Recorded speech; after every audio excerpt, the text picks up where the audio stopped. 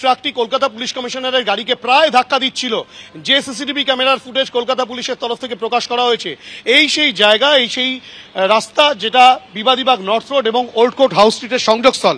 সেখানেই সামনে যে সিসিটিভি ক্যামেরা রয়েছে, ক্যামেরা পার্সন সন্দীপ সাধুকাকে বলবো দেখাতে, সেই সিসিটিভি ক্যামেরার ফুটেজেই কিন্তু সমস্ত ছবি ধরা পড়েছে। যে ছবিতে কিন্তু একেবারে দেখা যাচ্ছে যে বিবাদীবাগ রোড হয়ে যে গাড়িটি আসছিল, অর্থাৎ কিনা সেনাবাহিনীর যে ট্রাকটি আসছিল, সেই ট্রাকটি কিন্তু একেবারে নিয়ম ভেঙে আচমকাই ঠিক এখানটাতেই, আমরা যেখানে দাঁড়িয়ে রয়েছি এখানটাতেই কিন্তু সে গাড়িটি বাঁদিকের লেন থেকে রাইট টার্ন নিতে যায়, যেখানে কিন্তু বাঁদিকের লেন থেকে রাইট টার্ন নেওয়া একেবারে নিষেধ রয়েছে কলকাতা পুলিশের তরফ থেকে।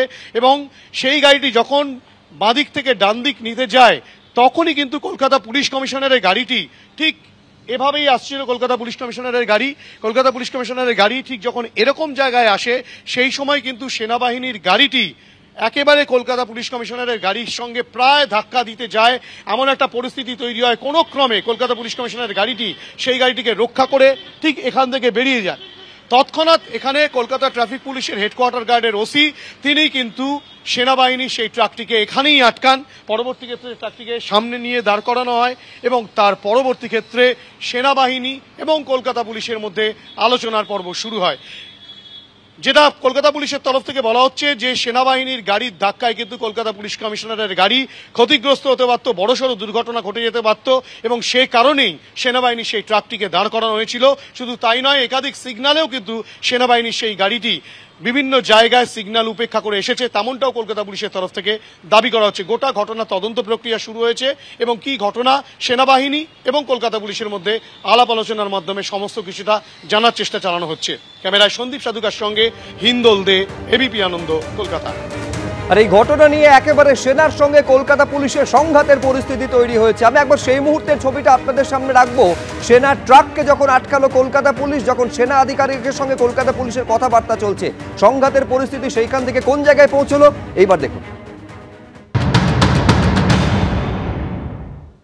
आप नहीं जाइएगा, नहीं जाइएगा, आप लोग जाएगा,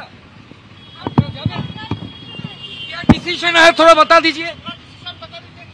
कौन है व्यस्त तो कथा बोली। हेलो ओ माजी भाई, क्या हुआ बताइए हमको, बीच रास्ता में खड़ा कर दिया। तो 3 घंटा से तो वही बोल रहे आ रहे।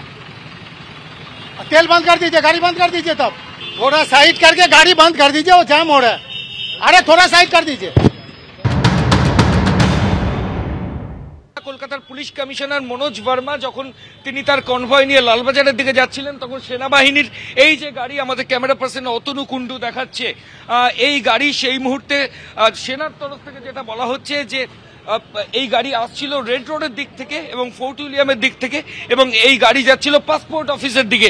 আমি অতনু কুন্ডু আমাদের ক্যামেরা পার্সন দেখানোর জন্য বলবো, কলকাতা পুলিশের তরফ থেকে এই গাড়িকে কিন্তু দাঁড় করিয়ে দেওয়া হয়েছে এবং এই মুহূর্তে দেখো দুজন সেনার আধিকারিক, আমরা সরাসরি সেই ছবি দেখাচ্ছি, দুজন সেনার অফিসিয়ালস তারা দাঁড়িয়ে রয়েছেন এবং তার সঙ্গে হেয়ার স্ট্রিট থানার একজন অফিসার, তাকেও দেখো সরাসরি আমরা এই মুহূর্তে দেখাচ্ছি, তিনিও দাঁড়িয়ে রয়েছেন। সেনা আধিকারিকদের কিন্তু কলকাতা পুলিশ এখানে আটকে দিয়েছে। পুলিশের তরফ থেকে যেটা বক্তব্য যে সেনা আধিকারিকরা যে গাড়ি নিয়ে আসছিলেন তারা বিপজ্জনকভাবে ড্রাইভ করছিলেন, যাতে দুর্ঘটনা ঘটতে পারত, সেই কারণে পুলিশের তরফ থেকে সতর্ক করা হয়েছিল। কিন্তু পুলিশ আধিকারিকদের সতর্কবার্তা সেটা সেনা আধিকারিকরা মানেননি এবং তারপরেই এই পরিস্থিতি তৈরি হয়। সেনার তরফ থেকে যেটা বক্তব্য যে তাদের ঊর্ধ্বতন আধিকারিকদের তারা গোটা বিষয়টা জানিয়েছেন। ফোর্ট উইলিয়াম থেকে যারা পদস্থ সেনা অফিসার তারা রাইটার্স বিল্ডিং এর সামনে আর অল্প কিছু সময়ের মধ্যে পৌঁছচ্ছেন এবং তারপর তারা পরবর্তী সিদ্ধান্ত নেবেন। কিন্তু যে ঘটনা এবং যে ঘটনা ঘিরে এই যাবতীয় তর্কাতর্কির হয়েছে সেটা হচ্ছে কিছুক্ষণ আগে সেনার যে এই গাড়ি সেটা আসছিল হচ্ছে ফোর্ট উইলিয়াম থেকে, যাচ্ছিল পাসপোর্ট অফিস। কলকাতা পুলিশের দাবি এই গাড়ি বিপজ্জনকভাবে চালানো হচ্ছিল এবং বিপজ্জনকভাবে এই গাড়ি চালিয়ে যখন রাইটার্স বিল্ডিং এর সামনে থেকে এই গাড়ি আসে, তখনই এই গাড়ির ঠিক পেছনে কলকাতার পুলিশ কমিশনারের গাড়ি ছিল, সেখানে ট্রাফিকের অফিসিয়ালসরা গাড়িটিকে আটকে দেন এবং আটকানোর পর দুজন সেনা আধিকারিক নেমে আসেন, তাদের সঙ্গে তর্কাতর্কির ছবি দেখা যায়। গতকাল যে ছবি আমরা দেখি গান্ধী মূর্তির ওখানে, সেখানে সেনা আধিকারিকরা গিয়ে তৃণমূল কংগ্রেসের যে মঞ্চ সেটা খুলেছিলেন।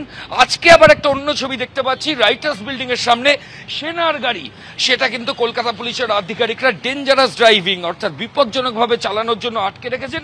এবং দুজন সেনা আধিকারিক তারা দেখো, তারা ঊর্ধ্বতন আধিকারিকদের সঙ্গে যোগাযোগ করছেন। এখনো পর্যন্ত তাদের যেটা বক্তব্য যে তারা ফোর্ট উইলিয়ামে তাদের যারা ঊর্ধ্বতন আধিকারিক তাদেরকে গোটা বিষয়টা জানিয়েছেন, কিন্তু ফোর্ট উইলিয়াম থেকে আধিকারিকরা যতক্ষণ না আসবেন এই সেনার দুজন অফিসিয়ালস তারা কিন্তু এখান থেকে কোথাও যাবেন না। এবং তাদের বক্তব্য তারা ডেঞ্জারাস ড্রাইভিং করছিলেন না, পুলিশ আধিকারিকরা উদ্দেশ্য প্রণোদিতভাবে তাদের গাড়ি আটকেছে। কিন্তু এই মুহূর্তে যে ছবি আবার আমরা দেখাচ্ছি যে একদিকে সেনাবাহিনীর ট্রাক এবং পেছনে দেখো হেয়ার স্ট্রিট থানার পুলিশ আধিকারিকরা ইতিমধ্যেই চলে এসেছেন। প্রথমে ট্রাফিক পুলিশ এই গাড়ি আটকায় এবং ট্রাফিক পুলিশ আটকানোর পর হেয়ার স্ট্রিট থানার যারা পদস্থ অফিসার তারা আসেন এবং তারা আসার পর তারা কিন্তু গাড়িটি আটকে দেন। সেনাবাহিনীর এই গাড়ি সেটা ডেঞ্জারাস ড্রাইভিং করা হচ্ছিল, বিপজ্জনকভাবে চালানো হচ্ছিল, এই অভিযোগে পুলিশ আধিকারিকরা কিন্তু গাড়ি দাঁড় করিয়ে রেখেছেন এবং সেনার দুজন অফিসিয়ালস তারাও দাঁড়িয়ে রয়েছেন, সঙ্গে হেয়ার স্ট্রিট থানার পুলিশ অফিসিয়ালসও এখানে রয়েছে।